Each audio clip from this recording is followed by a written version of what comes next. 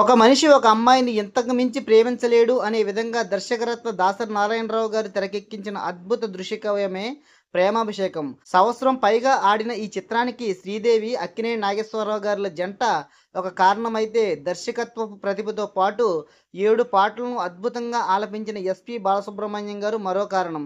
ప్రథమార్థం మొత్తం మంచి ఎంటర్టైన్మెంట్తో ఆహ్లాదకరంగా తీర్చిదిద్దారు. ఆ ఆనందాన్ని అంతటినీ సెకండ్ హాఫ్లో కన్నీటిగా మార్చేశారు దర్శకరత్న దాసరి నారాయణరావు గారు. ఆకతాయిగా తిరిగే ఒక యువకుడు ఎలా ఒక అమ్మాయిని మనస్ఫూర్తిగా ప్రేమించాడో, ఆపై ఎలాంటి పరిస్థితుల్లో తన ప్రేమాభిషేకం చేస్తూ తనువు చాలించాడో లాంటి బలమైన ఎమోషనల్ సీన్లతో ఆద్యంతం హృదయాల్ని తట్టేలా ఉంటుంది. ఏఎన్ఆర్ నటవిశ్వరూపం చూడాలంటే ఇలాంటి ఒక చిత్రాన్ని చూస్తే చాలు. జయప్రద ఒక ప్రముఖ పాత్రలో పోషించారు. మురళీమోహన్, మోహన్ బాబులు పాత్రల స్వభావం వాస్తవానికి దగ్గరగా ఉండి ఆకట్టుకుంటాయి.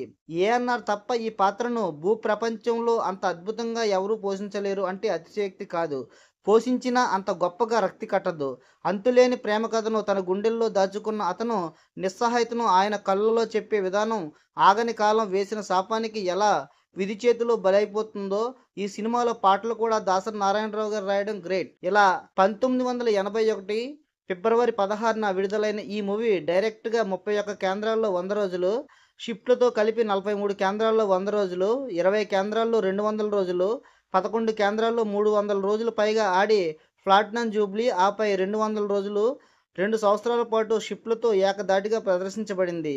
బెంగళూరు సిటీలో ఈ చిత్రం 4 కేంద్రాల్లో 100 రోజులు ఆడి రికార్డ్ సృష్టించింది. ఇక టోటల్గా ఈ మూవీ 4.5 కోట్ల షేర్ రాబట్టి ఇండస్ట్రీ హిట్గా నిలిచింది.